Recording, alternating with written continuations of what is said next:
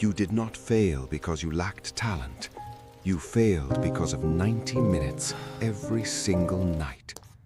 Not one bad decision, not one wasted year. 90 minutes repeated until they became your entire life. Here is the truth nobody tells you. The day does not decide who you are. The day belongs to your job, your deadlines, your obligations. You show up because you have to, but the night belongs to no one but you. And that is exactly why it terrifies people. Because when nobody is watching, nobody is grading you, nobody is waiting for your work, you finally see what you actually choose, not what you perform, what you choose. Think of the evening as a courtroom. Every night you sit in the same chair. You are the witness, you are the judge, and the case being tried is your own life. The evidence is simple. What did you do when nobody made you do anything? Most people avoid this courtroom entirely. They fill it with noise, a phone, a screen, motion without meaning. They call it rest. It is not rest. It is escape. And escape has a cost. Every night you spend numbing yourself instead of building yourself. You hand down a verdict. Guilty of drifting. Guilty of choosing comfort over growth. The sentence is another year exactly like the last one. This is not punishment from the outside. There is no outside. The judge is you. The witness is you. The sentence is carried out by you. At 7 in the morning, when you wake up and discover that nothing has changed. Two people can start in the same job, the same apartment, the same circumstances. 5 years later, they stand in completely different lives. Not because their mornings were different, because their verdicts, night after night, were opposite. One used the evening to disappear. The other used it to become someone new. So how do you actually stand trial with yourself, honestly, every night? First, you cross-examine the day. Not a diary of what happened, an interrogation. Ask yourself 3 questions. What mattered today? Where did I lie to myself? What would I do differently? Most people cannot answer the first question. 10 minutes of silence and nothing worth remembering surfaces.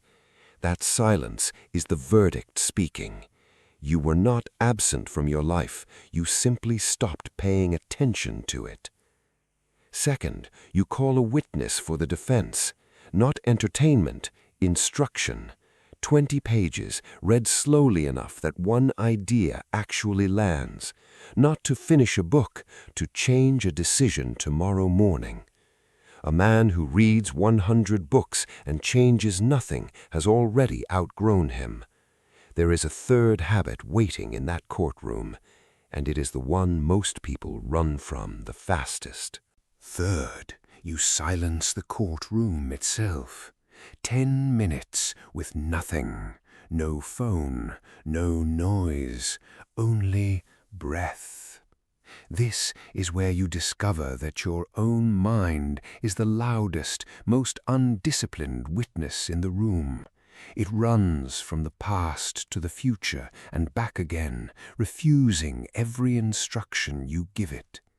The moment you notice this, you have already started to control it, not by force, by attention. Fourth, you write tomorrow's verdict before you sleep. 3 actions, only 3, written down, specific, unavoidable. A man who wakes without a verdict already written will spend his morning arguing with himself about what matters. A man who wrote it the night before simply executes. Here is what almost nobody understands. None of these 4 acts change your life on the night you do them. You will interrogate yourself tonight and feel nothing shift. You will read 20 pages and see no miracle. You will sit in silence and feel restless, not enlightened. You will write tomorrow's verdict, and it will look like an ordinary list, and that is exactly the point. But there is something darker hiding inside this courtroom, something the first 4 rituals cannot fix by themselves.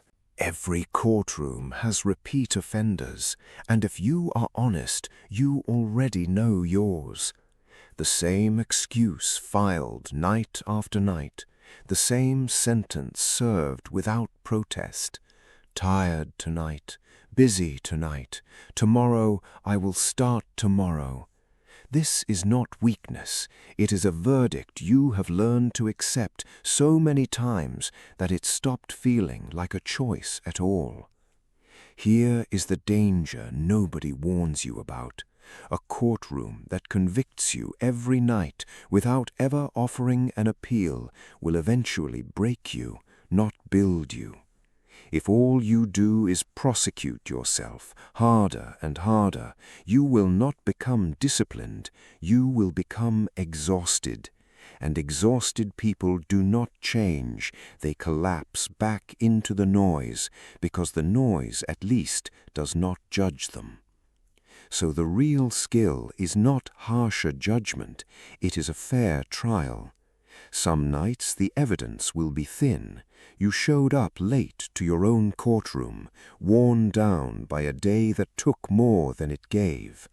On those nights, the sentence is not punishment, it is simply this: begin again tomorrow. A single missed night is not a verdict on your character. A pattern of missed nights is. Learn the difference, or you will spend years fighting yourself instead of building yourself. This is where the appeal happens, not an excuse, an honest accounting. You ask yourself, why did I break the pattern tonight? Not to condemn yourself further, but to gather evidence for tomorrow's case. Every fair judge studies the pattern before sentencing. So should you. And here is the quiet reversal that changes everything. The moment you stop treating this courtroom as punishment and start treating it as evidence gathering, the whole process changes shape. You are no longer afraid to walk in. You are curious what tonight's verdict will reveal. Fear keeps people out of the courtroom. Curiosity is what keeps them coming back, night after night, until the coming back is no longer a discipline, it is simply who they are. 90 minutes of drifting, repeated for a year, becomes over 500 hours quietly spent building nothing. 90 minutes of discipline repeated for the same year becomes a different person standing in the mirror. The two people never notice the gap forming, only the distance once it becomes too wide to close.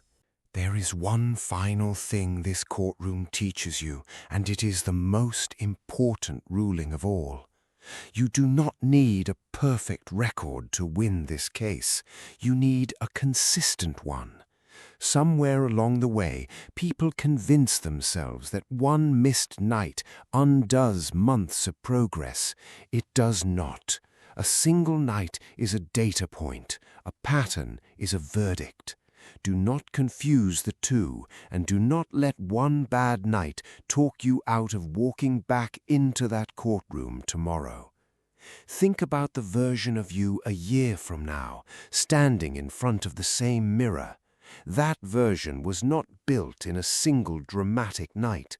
It was built in 100 ordinary ones, each one unremarkable on its own, each one another piece of evidence quietly filed away. By the time anyone else notices the change, the case is already been decided. So here is the only question worth asking tonight. When you step into that courtroom again in a few hours, alone, with no one watching, what verdict will you hand down? Not tomorrow, not next week, tonight. You do not need to be perfect. You need to stop being absent. Every night is a verdict. Choose which one you can live with. Tell me, what did tonight's verdict rule, in your favor or against you? Write it below.